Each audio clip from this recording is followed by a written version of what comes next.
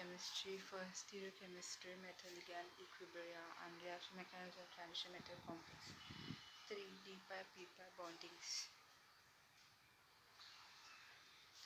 Table of content. Learning outcome introduction.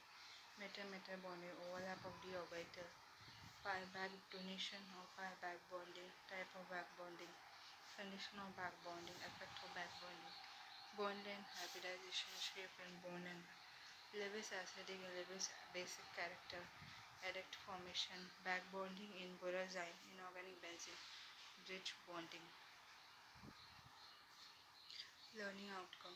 After studying this module, you shall be able to know about the metal-metal bond, overlapping of d orbital, back bonding and its effects on various property of molecule, bridge bonding and its type. After studying this module, you shall be able to know about. ये module पढ़ने के बाद आप क्या क्या सीखेंगे? The metal-metal bond, metal-metal का bond, overlap of the orbital का overlap, pi-back bonding and its effect on various property of molecules, pi-back bonding और उसका effect जो मॉलिक्यूल की प्रॉपर्टी पर असर करता है, bridge bonding and it's type, bridge bonding और उसका type. Introduction. D-pi-p-pi bonding. Though the p-pi bonding is important for second period element, it is of little importance for heavier elements, which give multiple bonds through the use of the orbital. तो p-pi bonding वैसे भी बहुत important है second period element के लिए, लेकिन ये heavier element के लिए ज़्यादा इम्पोर्टेंट है क्योंकि उनके पास डी ऑर्बिटल रहता है और डी ऑर्बिटल से यूज़ करके उन्हें मल्टीपल बॉन्ड फॉर्म करने को मिलता है और स्टेबिलिटी मिलता है. Thus, the bond order of 1.8 in the sulfate ions have no vacant p orbital, indicate 80% pi bonding due to the overlap of filled pz orbital. An oxygen atom with a vacant low energy dz orbital on sulfur atoms. तो यहाँ पर bond order 1.8 रहता है sulphur ion का, जिसमें कोई भी P orbital रहता नहीं है, मतलब खाली पी ऑर्बिटल रहता नहीं है सल्फेट में, तो इससे इसका बॉन्ड ऑर्डर 1.8 है. इससे इंडिकेट होता है कि इधर 80% pi bonding फॉर्म हो सकता है due to the overlap of filled pz orbital on oxygen atom with vacant low energy dz orbital on sulfur atom. कैसे pi bonding फॉर्म हो सकता है?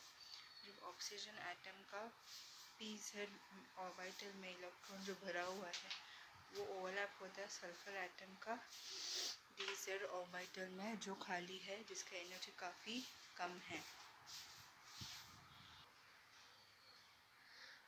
The d-pi-p-pi bonding is more favorable as the d orbital project into the general direction of the bond formations, giving a better overlap than purely overlap of pp orbitals.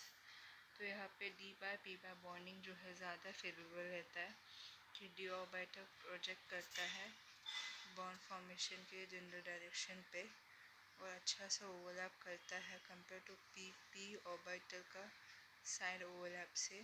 तो d-pi-p-pi bonding जो रहता है ज़्यादा strong overlapping रहता है compare to pp orbital से जो side overlap है. The extent of the double bond formation increase in the series. तो डबल बॉन्ड का फॉर्मेशन जो है बढ़ता है सीरीज में. PO4 minus phosphate smaller than sulphate SO4 minus smaller than ClO4 minus. तो यहाँ पर क्या होता है, पाई बॉन्डिंग जो है या d-pi-p-pi बॉन्डिंग या पाई बैक बॉन्डिंग जो है बढ़ता है जैसे जैसे सीरीज में आगे बढ़ते, तो पाई बॉन्डिंग बढ़ता है. As the formal charge on central atom increase, oxyanion of fluorine is not stable as positive charge cannot reside on fluorine atom due to its high electronegativity, and the absence of any low orbital rules out the possibility for double bond formations. तो यहाँ पर central atom में formal charge बढ़ता है, oxy anion जो रहता है fluorine का वो स्टेबल नहीं रहता है, क्योंकि वो पॉजिटिव चार्ज है, इसे स्टेबल नहीं रहता है, तो इसे फ्लोरीन एटम उसके साथ रह नहीं सकता है, क्योंकि उसका फ्लोरीन एटम का बहुत ही ज़्यादा इलेक्ट्रोनेगेटिविटी है, और लो एनर्जी ऑर्बिटल्स एब्सेंट होने की वजह से ये रूल्स जो है डबल बॉन्डिंग फॉर्मेशन के लिए पॉसिबल नहीं है।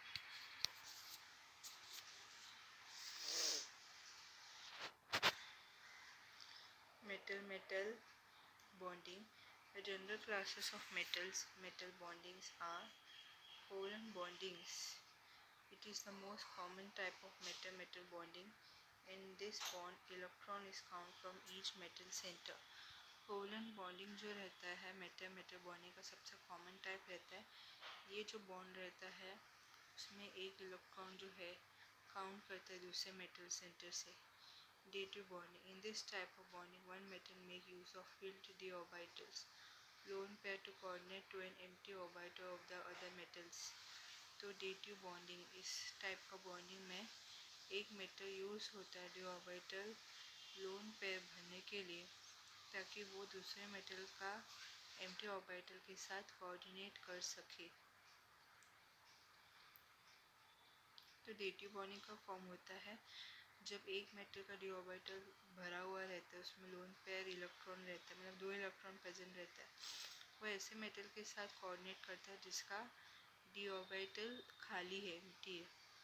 In most of the situation dative bond are counted as covalent bond, और ज़्यादातर हर सिचुएशन डेटिव बॉन्ड को कोवेलेंट बॉन्ड में ही शामिल किया जाता है। तो एक 2 मेटल्स रह गए, एक मेटल्स में जो डी ऑर्बिटल है उसमें 2 इलेक्ट्रॉन रहना ही चाहिए, और दूसरा मेटल में जो उसका डी ऑर्बिटल है वो खाली रहना चाहिए, तब ये डेटिव बॉन्डिंग फॉर्म होता है। Symmetry bonding. This type of bonding is not common as it is a weak metal interaction caused by molecular orbital symmetry interactions of filled and empty metals. तो इस टाइप का जो bonding जो है common नहीं है, क्योंकि वीक जो कमज़ोर मेटल इंटरेक्शन रहता है इसकी वजह से होता है, मॉलिक्यूलर ऑर्बिटल थ्योरी की वजह से, मॉलिक्यूलर ऑर्बिटल सिमेट्री की वजह से होता है। जब एक मेटल जिसमें भरा हुआ रहता है इलेक्ट्रॉन, दूसरा मेटल जो खाली रहता है, उनमें मॉलिक्यूलर ऑर्बिटल सिमेट्री का इंट्रैक्शन होता है, इसलिए वीक मेटल इंट्रैक्शन फॉर्म होता है। भले ही वीक रहता है लेकिन एटलीस्ट बॉन्डिंग तो फॉर्म हुआ ना। मेटल बॉन्डिंग और एंड एंटी बॉन्डिंग ऑर्बिटल्स. तो ये बॉन्डिंग मेटल्स और एंटी बॉन्डिंग ऑर्बिटल्स कोई भी ऑर्बिटल्स हो, ठीक है, एक मेटल में जो ऑर्बिटल उसमें 2 इलेक्ट्रॉन प्रेजेंट रहना चाहिए, दूसरा मेटल खाली रहना चाहिए। जब ऐसे सिमेट्री इंट्रैक्शन होता है तभी बॉन्डिंग फॉर्म होता है। This type of bonding is found in metal having D8 configuration. इस टाइप का बॉन्डिंग जो है मेटल में वो D8 कॉन्फ़िगरेशन देता है। Overlapping of d orbital. D orbital को overlap. The overlapping of d orbital makes different type of metal covalent bonds. तो d orbital का overlapping जो है metal covalent bond का अलग अलग टाइप बनाता है. The type of covalent metal interaction from strongest to weakest. इस टाइप का metal interaction covalent टाइप काफ़ी स्ट्रॉन्ग से लेकर वीक होता है। तो ये जो है सिग्मा है, और ये वाला जो है ये पाई dz² में सिग्मा है, और dy(z) और dz में पाई है। तो overlap of d orbital. Overlap of 2 orbital from a sigma bond which is stronger than the pi bond formed by overlap of dyz or dxz or overlap orbitals. यहाँ पे 2 dz2 orbital रहता है जो overlap होता है और sigma bond form करता है, जो काफ़ी स्ट्रॉन्ग रहता है पाई बॉन्ड से, जो फॉर्म होता है जब dy(z) और dx(z) ऑर्बिटल ओवरलैप करता है।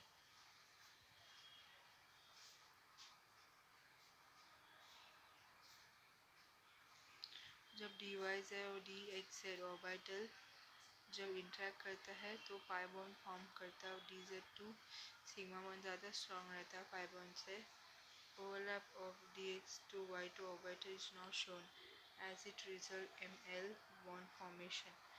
तो यहाँ पर D X two Y two orbital overlap होता है तो उसमें मेटल और लिगैंड का बॉन्ड फॉर्मेशन जो है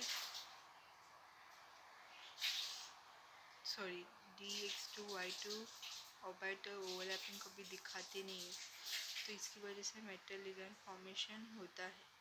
तो एक तो डी जेड स्क्वायर ऑर्बिटल की वजह से सिग्मा बॉन्ड फॉर्म होता है जो स्ट्रॉन्ग रहता है पाई बॉन्ड से। अब पाई बॉन्ड कैसे फॉर्म होता है डी वाई जेड और डी एक्स जेड ऑर्बिटल से।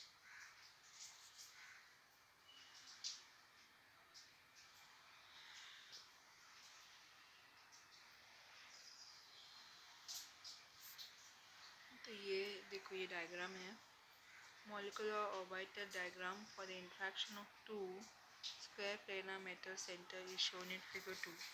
So दो स्क्वायर प्लेनर मेटल सेंटर का इंट्रैक्शंस के लिए molecular orbital diagram तो molecular orbital diagram बनाया गया है ताकि दो स्क्वायर प्लेनर मेटल का इंट्रैक्शन हो सके।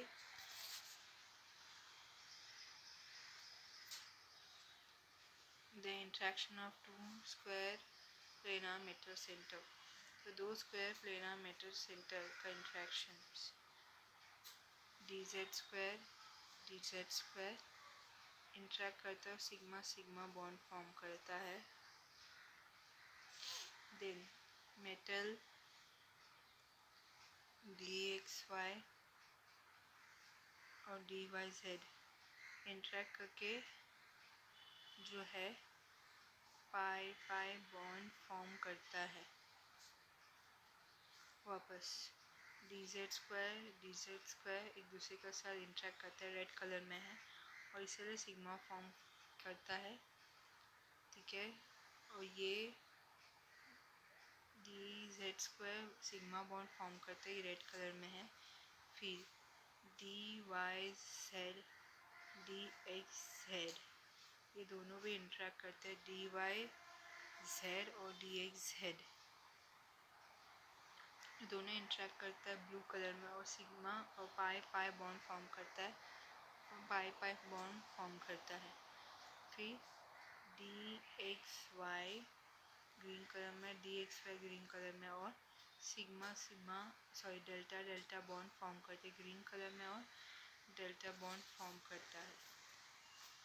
तो डेल्टा बॉन्ड जो है उसका एनर्जी कम है कंपेयर टू पाई बॉन्ड से और पाई बॉन्ड का एनर्जी कम है सिग्मा बॉन्ड से। तो इसका मतलब डी एक्स वाई का एनर्जी कम सबसे ज़्यादा कम है। फिर डी एक्स वाई का एनर्जी सबसे ज़्यादा कम है compare to D Y Z और डी एक्स जेड से। डी वाई जेड और डी एक्स जेड ये दोनों भी पाई पाई बॉन्ड फॉर्म करते हैं तो इनका एनर्जी सेम है लेकिन ये जो है दो ऑर्बिटल्स इनका एनर्जी कम है डी जेड स्क्वायर से। डी जेड स्क्वायर का एनर्जी सबसे ज़्यादा है क्योंकि वो सिग्मा बॉन्ड फॉर्म करता है। तो डी जेड स्क्वायर का एनर्जी ज़्यादा है क्योंकि वो सिग्मा फॉर्म करता है। डी वाई जेड और डी एक्स जेड जो है पाई बॉन्ड फॉर्म करता है और डी एक्स वाई जो है डेल्टा फॉर्म करता है इसीलिए उसका एनर्जी बहुत कम है। तो सबसे ज़्यादा स्टेबल सबसे ज़्यादा एनर्जी किस में रहता है डी जेड। सबसे ज़्यादा स्टेबल कौन रहता है डी जेड को क्योंकि वो सिग्मा बॉन्ड फॉर्म करता है।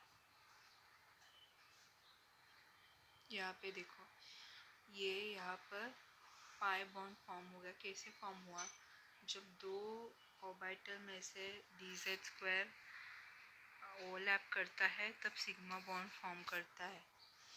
फिर यहाँ पे पाई बॉन्ड कैसे फॉर्म हुआ ठीक है एक तो डी वाई जेड और डी जेड की वजह से जब ये डी वाई जेड ओवरलैप करता है लैटरल साइड में तो पाई बॉन्ड फॉर्म करता है और यहाँ पर भी डी एक्स जेड में पैरेलली ओवरलैप कर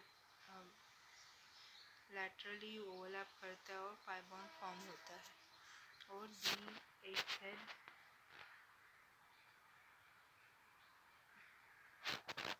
और यहाँ पर DX2Y2 ऑर्बिटल का ओवरलैपिंग दिखाया नहीं, उसकी वजह से मेटल लिगैंड बॉन्ड फॉर्मेशन होता है।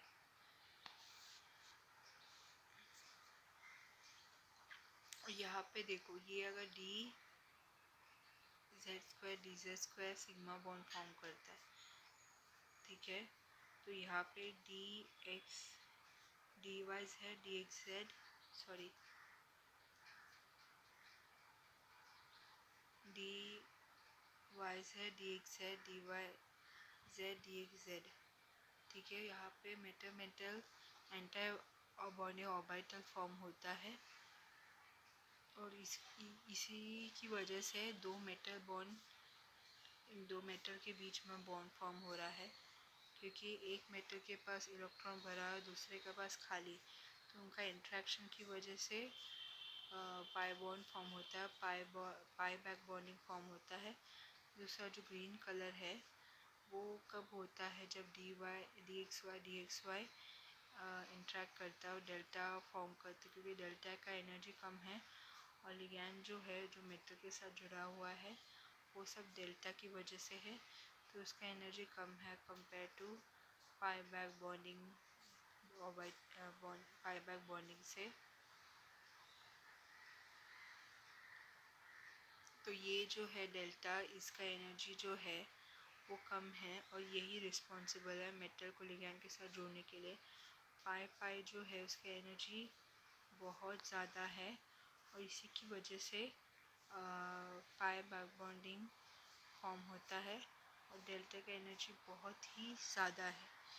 तो यहाँ पे मेटल्स का बॉन्ड होने का चांस बहुत ही कम है और उसका एनर्जी भी ज़्यादा रहता है।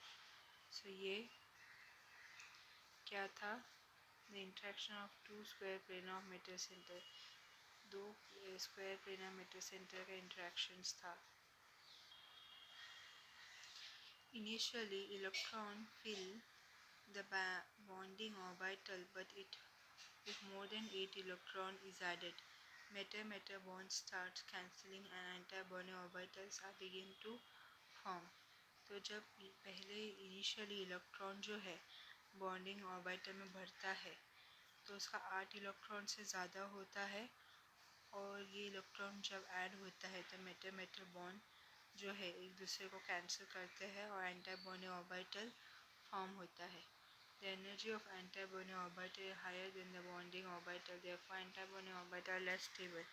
तो यहाँ पे anti-bonding orbital का एनर्जी ज़्यादा रहता है बॉन्डिंग ऑर्बिटल से, तो एंटी-बॉन्डिंग ऑर्बिटल काफ़ी कम स्टेबल रहता है। एंटी-बॉन्डिंग का ऑर्बिटल्स का एनर्जी ज़्यादा रहता है तो इसीलिए ये कम स्टेबल होता है। The table given below show the bonding between two square planar metals. तो यहाँ पे जो नीचे टेबल दिखाया है ये दो स्क्वायर प्लेनर मेटल्स के बीच का बॉन्डिंग बता रहा है। The metal having different geometry may have different bond order. जिस मेटल के पास अलग ज्योमेट्री है उनके पास अलग बॉन्ड ऑर्डर होता है।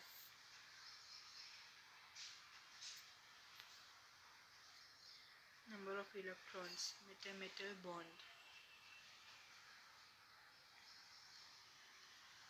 D1 overlap, single bond form होता है। D2 overlap, double bond form होता है। D3 overlap, triple bond form होता है। D5 overlap, triple bond form होता है। D6 overlap, double bond form होता है। D7 overlap, single bond form होता है। D8 ओवरलैप, कोई भी बॉन्ड फॉर्म नहीं होता है। तो यहाँ पर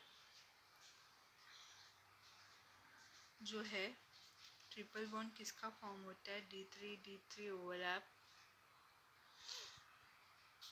D3 ओवरलैप और D5 ओवरलैप के बीच में ट्रिपल बॉन्ड फॉर्म होता है। यहाँ पे D4 is the optimum case as is result in the formation of quadruple bond. अब D4 जो है वो काफ़ी ऑप्टिमम केस है क्योंकि कभी कभी एक क्वाड्रुपल बॉन्ड फॉर्मेशन भी दिखाता है।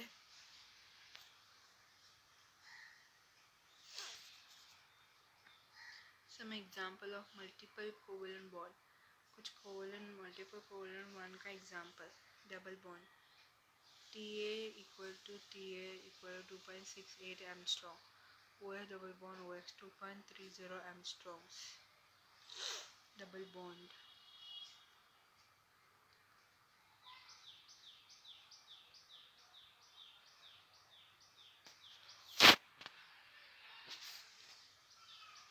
Triple bond, Chisholm D5 triple bond.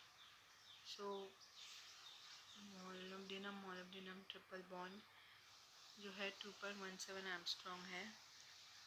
D6 triple bond जो है क्रोमियम ट्रिपल बॉन्ड है, ठीक है।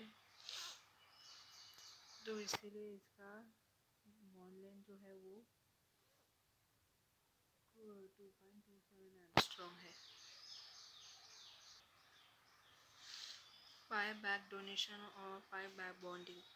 When an electron is moved from atomic orbit of an atom to a pi star antibonding orbital of a pi acceptor ligand, this is known as pi back donation or pi back bonding. तो यहाँ पे electron जो है atom का atomic orbital से लेकर पाई acceptor ligand के pi star एंटाबॉन्डिंग orbital में चला जाता है, उसको बोलते हैं पाई बैक डोनेशन या फिर पाई बैक बॉन्डिंग।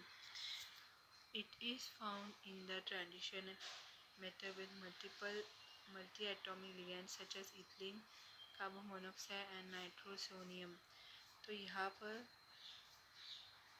देखा जाता है कि ट्रांजिशन मेटल में जिसमें मल्टीपल एटॉमिक लिगैंड रहते हैं जैसे कि ethylene, carbon monoxide, nitrosonium. In this process, the metal having excess of negative charge is used to bind the ligand. तो इस प्रोसेस में मेटल जिसके पास नेगेटिव चार्ज रहता है ज़्यादा हुआ वो ligand के साथ बाइंड होता है। कॉम्प्लेक्स सच एज निकल tetra carbon monoxide Zeiss salt exhibit back bonding. तो कॉम्प्लेक्स जिसमें निकल tetra carbon monoxide Zeiss salt रहता है बैक बॉन्डिंग दिखाता है। It involves synergic process in which the electron from the filled orbital lone pair of ligands are donated into an empty orbital of the metal, and the same time back donation of electron takes place from the end of the metal to the empty pi star antibody orbital of the ligands. So इसमें क्या involve रहता है, synergic process involve रहता है जहाँ पे field पाई orbitals से electron मिलता है या फिर लिगैंड का लोन पेयर से इलेक्ट्रॉन मिलता है, डोनेट होता है मेटल का एम्प्टी ऑर्बिटल में, और सेम टाइमिंग में इलेक्ट्रॉन का बैक डोनेशन भी होता है एम्प्टी का एनडी ऑर्बिटल से लेकर लिगैंड का पाई स्टार एंटाबॉन्डिंग ऑर्बिटल तक। Back bonding is basically of two type, that is central atom to side atom and side atom to central atom। तो बैक बॉन्डिंग बेसिकली दो टाइप के लिए रहता है, सेंट्रल एटम से लेकर साइड एटम तक, साइड एटम से लेकर सेंट्रल एटम तक।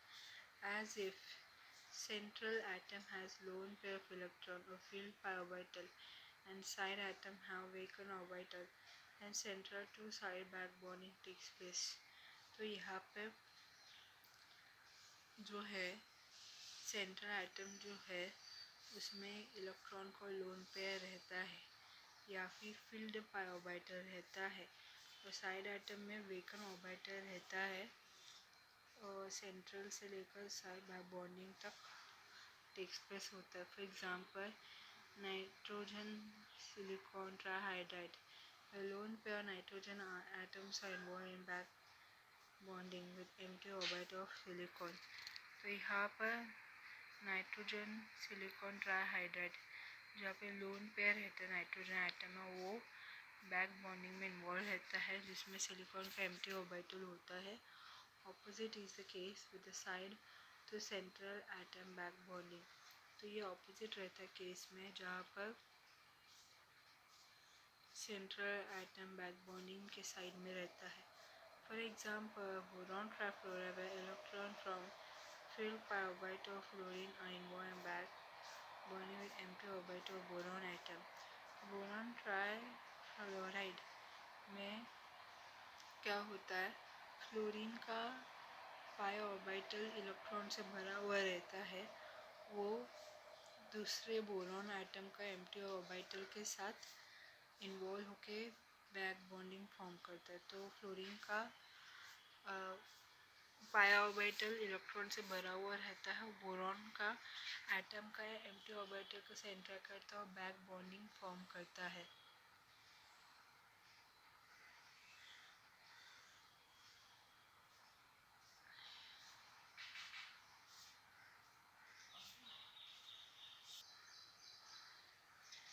सो यहाँ पर now can takes place in the three way, that is overlapping of 2 pi 2 pi metal ligand, 2 pi and 3 pi metal ligand, 3 pi 2 pi metal ligand orbitals। Back bonding अभी तीन तरीके से होता है। एक तो 2 pi 2 pi metal ligand में 2 pi 2 pi interaction होता है, ओवरलैपिंग होता है। फिर मेटल ligand में 2 pi 3 pi ओवरलैपिंग होता है। फिर मेटल ligand में 3 pi 2 pi overlapping होता है। Since in 2 pi 2 pi overlapping, the energy and symmetry of orbital of both metal ligands are of same. Therefore, effective overlapping will take place and the 2 pi 2 pi backbone is highly stable। तो यहाँ पर 2 pi 2 pi overlapping में क्या होता है, orbital का symmetry, orbital का energy जो रहता है मेटल लिगैंड में सेम रहता है। यहाँ पे इफेक्ट ओवरलैपिंग होता है, इसलिए 2 pi 2 pi बैक बॉन्डिंग जो है ज़्यादा हाईली स्टेबल है। Therefore, with respect to effective overlapping of the orbital, the order of stability of back bonding is 2 pi 2 pi greater than 2 pi 3 pi greater than 3 pi 2 pi। तो यहाँ पर orbital का effective overlapping होता है, जिसकी वजह से बैक बॉन्डिंग का स्टेबिलिटी बढ़ता है। तो 2 pi 2 pi जो है ज़्यादा स्टेबल है कंपेयर टू 2 pi 3 pi से, और 2 pi 3 pi ज़्यादा स्टेबल है 3 pi 2 pi से, क्योंकि पहले डेल्टा बॉन्ड फॉर्म होता है, ठीक है, फिर पाई बॉन्ड फॉर्म होता है, और जो ऑर्बिटल सबसे छोटा लेवल करेगा उसका स्टेबिलिटी ज़्यादा होगा, क्योंकि उसमें एनर्जी कम है। और इसीलिए 2 pi 2 pi का स्टेबिलिटी ज़्यादा है, क्योंकि उसमें एनर्जी कम है, और 3 p pi और 2 p pi का एनर्जी ज़्यादा है, तो उधर स्टेबिलिटी बहुत ही कम है। यहाँ पर बोरॉन ट्राईफ्लोराइड फ्लोरीन का इलेक्ट्रॉन रहता है, जिसमें भरा हुआ है ऑर्बिटल, इलेक्ट्रॉन से भरा हुआ ऑर्बिटल है, और ओवरलैप करता है बोरॉन का एम्प्टी ऑर्बिटल से। फिर यहाँ पर बैक बॉन्डिंग फॉर्म होता है फ्लोरीन और बोरिन के बीच में, partial double bond character form होता है, और यहाँ पर boron double bond fluorine fluorine form होता है,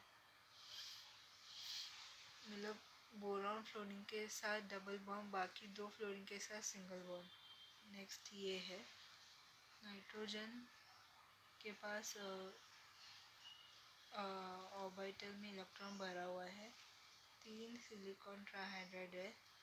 नाइट्रोजन के इलेक्ट्रॉन ओवरलैप होता है सिलिकॉन डाइहाइड्राइड के साथ और बैक बॉन्डिंग फॉर्म करता है।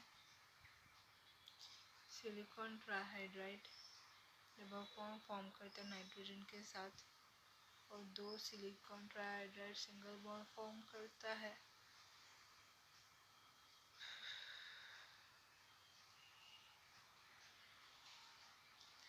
Note that 3 pi 3 pi back bonding is not possible, as if metal ligand both are from third period, The size of both atoms will be very large and effective overlapping will not take place.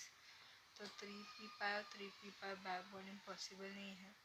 Metal ligand दोनों भी जो है वो third period से आता है। यहाँ पे दोनों एटम का साइज जो है बड़ा है और इसीलिए ओवरलैपिंग इतना इफेक्टिवली होता नहीं है।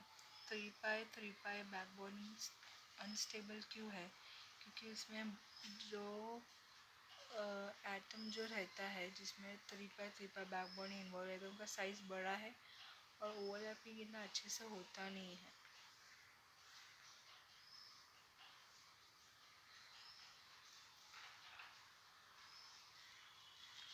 Condition of back bonding. The following condition should be fulfilled for effective overlapping of atomic orbital and formation of back bonding. ये जो कंडीशन है ना फुलफिल होना चाहिए ताकि एटॉमिक ऑर्बिटल का ओवरलैपिंग को इफेक्टिव हो सके और बैक बॉन्ड फॉर्मेशन हो सके। Metal atom should have vacant orbital. Metal atom के पास वेकेंट खाली ऑर्बिटल होना चाहिए था। Ligand should have lone pair of electron field p by orbital. Ligand के पास लोन पेयर ऑफ इलेक्ट्रॉन रहना चाहिए, फिल्ड p by ऑर्बिटल रहना चाहिए। At least one of the atom should be from second period. At least एक atom तो second period से तो आना ही चाहिए। As if both are from the third period, then the effective overlap will not take place. दो में से एटलीस्ट एक एटम तो सेकेंड पीरियड में आना चाहिए तभी ओवरलैपिंग इफेक्टिव हो सकता है। अगर दोनों एटम जिसमें पाई बैक बॉन्डिंग रहता है दोनों एटम थर्ड पीरियड से आता है तो ओवरलैपिंग पॉसिबल नहीं है। ये इफेक्टिव ओवरलैप हो ही नहीं सकता।